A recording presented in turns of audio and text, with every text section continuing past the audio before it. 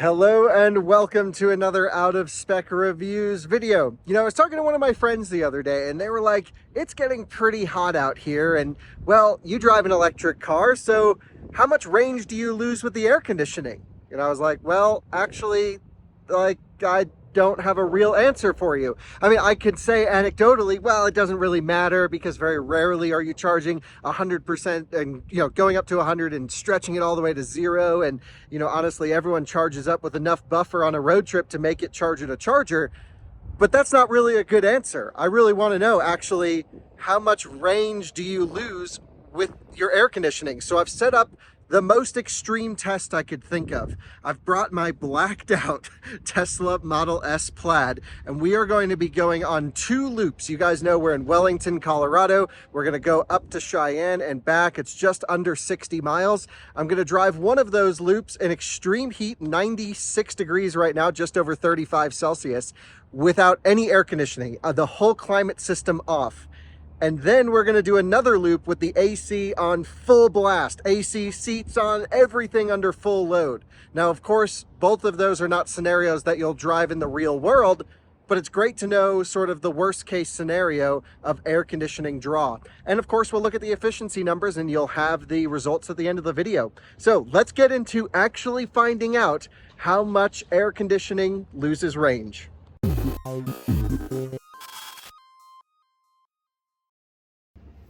Guys, I'm sick and tired of seeing all of your curbed wheels on your Teslas out there. Guess what? Magback reached out and said, Kyle, we have a solution and it's sick. So I just installed the new Magback rim case, this one for the 20-inch Uber turbine wheels. There's 10 sections here. Looking at it head on, it just looks like a normal 20-inch turbine. But come up here a little bit closer and you'll notice that I've actually snapped in this whole protective layer around the edge. It also protects the inner bit here. Super easy to install. You put a little layer of PPF down first. These literally snap on. They're locked in. They're tight to get on, but once they're in, they're locked, which is great. And yeah, thanks to Magback for sponsoring this video. And guys, you really need this because I hate seeing all those curved wheels. So I'm really interested in this test because my overall impression is both with heat and air conditioning, well, they use such little amount of power that it never impacts my day-to-day driving, and very rarely do I even think about it on a road trip. There have been a handful of scenarios where I've needed to cut air conditioning or cut climate control to make it to a charger at 0%, let's just say, if I'm doing a test or, really stretching the range on a road trip. But I don't actually have a quantifiable number as to how much that saves. So let me walk you through how I've devised this sort of worst case testing procedure. I'm charging up here on these ChargePoint Express Plus units. You guys know we always do our range and charging tests. No, not charging tests, but range tests out of here. And Come & Go and ChargePoint have upgraded their CPE 250s to these Express Pluses. The other day, both of these units were down. We posted about it on Rate Your Charge. They're now back online, which is great. So everything seems to be working, although we still have some cable management issues. These are brand new chargers. I don't even know if they're totally finished with the install yet, but it looks like there's actually room for maybe 2 more cabinets. So we could have a total of 8 stalls here. That could be really nice. But right now I've never noticed this station super busy. So what I'm doing is I'm DC fast charging my Tesla Model S Plaid up to 50% state of charge, where I've set a charging limit. What I'll do is the first loop on no air conditioning. So what I'm going to do is try and cool down the cabin now as much as possible, because ultimately while we're driving the test, I want no extra load on the car. So let's go max cold. We're getting 150 kilowatts from the charger, roughly 146. We're at 48%, so we're almost ready to go. I'm going to max this thing out. I've got my Ryobi fan that I'm going to use for airflow. And this is going to be brutal. It's literally 96 degrees Fahrenheit out here, baking sunshine. And we're going to be driving with no climate control in this car for almost an hour. And then the next run, what I'm going to do is come back, DC fast charge it again to 50%. The reason I'm DC charging them both times is occasionally the car will run thermal management after it kicks off DC charging to cool the battery pack back down, and I want to eliminate as many variables as possible. So if it runs cooling both times for the high voltage systems, then at least we're doing it this way so we get the same amount of cooling effect. So trying to cycle it as best as I can to keep it as normal as possible. The actual car itself doesn't really matter in this case, as long as all variables are the same. But it is a 2022 Tesla Model S Plaid. I have 295, 35, 20-inch front and rear Martian wheels and tires, well, Michelin PS4Ss. I have big brakes from Mountain Pass Performance, but all of that's going to be same. All the, basically weather conditions, driving conditions will be the same for both tests. It's purely the only change that I'm trying to eliminate this down to is climate control off and climate control on full cool. So we should be pretty much good to go here any minute. It's still charging. We're at 49%. As soon as it kicks off, we're going to be sweating the first leg. Oh, it's going to be brutal. So I've gotten some snacks inside, thankfully, some waters, and I don't know, I should have brought some ice as well. And then we'll jump in the car, do the loop, and look at the efficiency numbers. Let's hit the road. You join me now in the Model S with the air conditioning blasting. We are unplugged from the charger, and now is the time to turn everything off. Let's go full send on this Ryobi fan. The wind is crazy. And let's go to some reasonable number. We'll shut climate control off. So everything is shut off. This fan is a ripper. This thing, I'm a huge Ryobi fan for home stuff. You don't need like a Milwaukee crazy nice thing. This is great. Let's go to trips here. We'll reset. Well, we'll call this sweat. Let's reset sweat. We have almost 12,000 miles on the car. We're reset. The car thinks it's 99 degrees out. Wipers, why? Off. Let's just do another reset just to make sure. Boom, and into drive. Off we go then in the Model S on the loop, no air conditioning, windows up. Oh boy, this is gonna suck so bad. Let's hope this hour goes by quick. Got all the waters I need, and I got the Ryobi blowing already very warm air on me. That did not take long. Air conditioned seats are off. We have no load on this car at all. So see how this thing does. We'll try and maximize, or I should say I'll try and imitate the exact same driving to the highway on both runs, because this is going to be a fairly close differentiation, I would guess. I don't know, we'll see. We are now merging onto the highway as usual. We'll hit roughly 70 miles an hour at the end of the highway, and rather than running 70 for this test, I'm going to run 80 miles an hour. And I'm sorry, we should hit our speed at the end of the on-ramp. So let's get it up to 80 miles an hour at the end of the on-ramp. It's no problem for this Plaid. 60, 70, a little bit more, 80 miles an hour. There we go, locked in on autopilot. Off we go then. And because this car does have FSD, and I turned off FSD beta, but I'm just running autopilot with lane changes at the moment. This setting right here, auto steer without FSD beta. Yeah, we'll just kind of cruise along at 80 and get this loop over with as soon as possible. Again, 97 degrees, just about 36 Celsius right now. Hot as balls. And we are just taking our exit here, halfway. And it's actually not as hot in the car as you would think. Up here towards Cheyenne, we're down to 90 degrees Fahrenheit. The Ryobi fan working great, perfect position, and yeah, actually not as bad as you would think. So let's loop around, head back. Got to sit at 80 miles an hour constant, no issues at all as expected. We'll make our loop, and then we'll do the same thing with the AC on full blast. Really looking forward to seeing the results here. I really don't know what to expect. Model S has a fairly efficient cooling system. This is a new heat pump car, of course, with the latest and greatest Tesla tech, which they're always known for being efficient, but it still could be a big impact for all I know. Let's find out. We'll squeeze past this truck here. Thank you very much. And on we go, back to Wellington. We are probably 75% of the way through the test, and it's officially hot in here. I am sweating. It sucks. I don't know why we're doing this, but it's not fun. Also, everyone wants to go exactly 80, so we're sort of just riding in this guy's blind spot, but we do it for the testing procedures. Oh well. Yep, this can't be over soon enough. Look at this, already sweating. Oh, it's brutal. We are coming up to the end of the test, kicking it off of adaptive cruise control, maybe just a tad early because of this FedEx truck, but close enough. And wow, what a test. let's get back to the charger. We'll run it all the way back to the charger.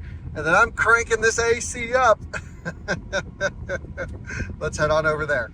And here we are pulling back in. Let's log the efficiency pretty much right now. So if I take a look and we go to trips, 336 watt hour per mile. Okay, again, 80 miles an hour on big sticky wheels and tires, really not bad. So let's plug it back in, charge it back to 50%, and this time crank the AC. I've just kicked it on, gonna kick cooled seats on, I'm sweating, low max fan. We'll go back to that same charger we're using, doesn't really make a difference. The sun's pretty much directly overhead. It's middle of the day right now. You can see it's right up there. Brutal.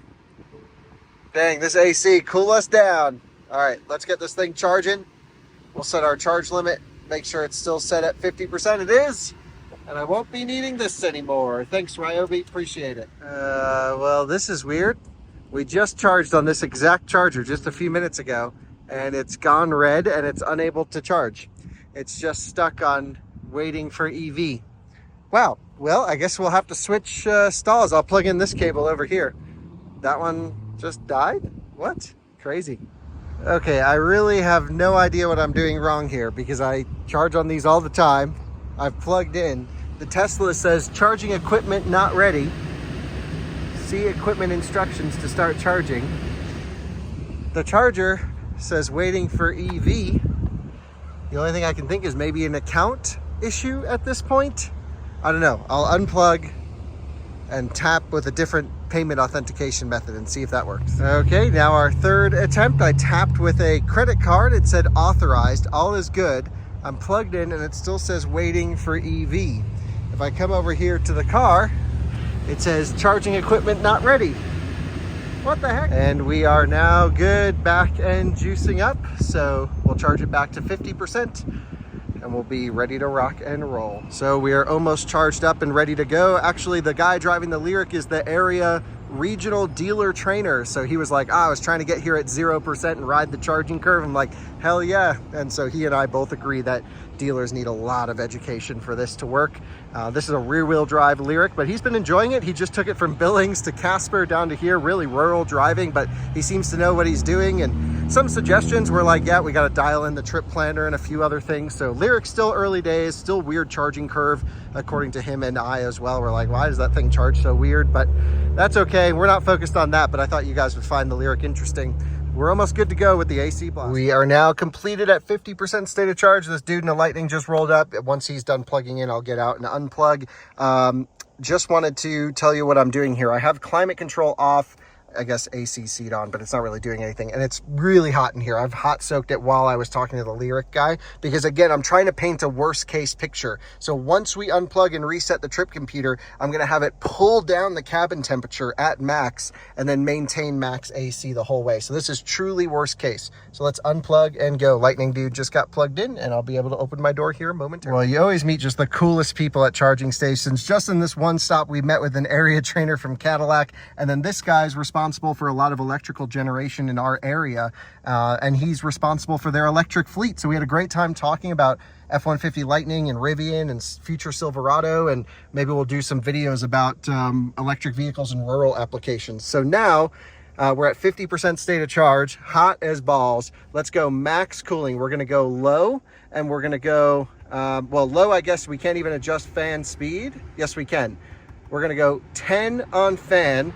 Low, we're gonna spread the air out.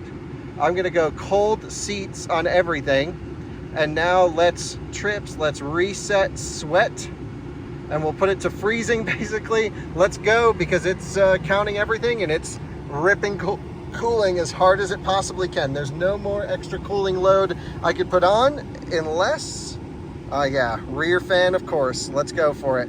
Rear fan on max, everything on full AC. All right, let's not sweat. I am sweating. It's hot as heck out here. Let's go run that same loop and see what happens. We are merging on the highway. Let's get to 80 by the end of the on-ramp, and boom, already feeling much more comfortable in here. We have the cooled seats on left and right side. We got the manual set to low on full fan. I got it face and feet. All is feeling great, nice and cool. Couldn't ask for anything better than this. Might get too cold, but I think I prefer that than too warm. We are approaching our exit, and I would move over for this truck, but there's a car in our blind spot. They have a super long on-ramp. So cold as heck in here. AC's working great. We still got it, of course, maxed out, full send. Maybe we'll even give it a harder task by not recirculating the air. We'll pull in the hot air from the outside. You can just hear it switch. And I'll kick off 80 miles an hour right where we did about the last time. So pulling over here, we'll make the loop and head back, but great conditions. Everything is going as expected. I kicked us off 70 miles an hour or 80 miles an hour just before the sign last time. So we'll do about the same here. So now it's having to process all that hot air. I should have thought about that, but either way, it's still really cold in here. So all is good. Let's head back. We are now getting very close to the end point, and guess what? We are pulling up right behind another truck like we did last time, where we had to come off 80 miles an hour slightly quicker. These could not be more identical tests. This is great. I'm so excited to see all the results. Don't look yet, because we're not done. We have to wait till we get back to the station. And AC's ripping. It's nice and cool in here. I just directed the air away from my face, and it's actually fairly comfortable. When it was on my face, it was like I'm going to turn into an ice cube. So good thing the air conditioning in the Model S is strong. So let's head over to the charger, and I'll let you know the final results. Here we are pulling in now. I'm going to stop right at the exact point we did last time. Boom, 390 watt-hour per mile. So I'll get back in, just top up a little bit. While we're doing that, let's crunch the numbers, and then I'll share what I think the results will be for your typical electric car. Time to back in and plug in. And this time we plugged in and we are charging right away. Only at 34 kilowatts, but hopefully it'll ramp up, which it is right there. So good news, spinning up the power modules. I don't know why in the middle we had some issues, but these ChargePoint Express Pluses have been relatively okay for me. Well, I'm going away on a trip, so we'll only charge it back up to 50% again. So there you guys go, a really interesting test. This was great. So let's just say worst case condition. This was hot day. Again, we ran no AC to maximum air conditioning, and we even did the hot cabin, basically cool down to a reasonable temperature as a factor in that trip. It was only 14% different. So that is the worst possible case. My guess is, if you're going from a 60-degree day to a 90-degree day and you're worried, oh, is the heat going to affect my range? That could be another great test. And that's probably going to be a couple percent different, would be my guess. Really not much. So what that means is it's 14% is significant. And it's right about, I guess, where I was thinking it would be. But there we go. We have some numbers to back it up. The worst possible case is 14%. Now, that's just for this Tesla Model S. A whole bunch of different EV models use different air conditioning systems, have different size cabins to cool. However, I would say that's probably reasonable for pretty much every Tesla, since all Teslas now use very similar heat pump to this car, if not the exact same part number for Model 3, S, X, and Y.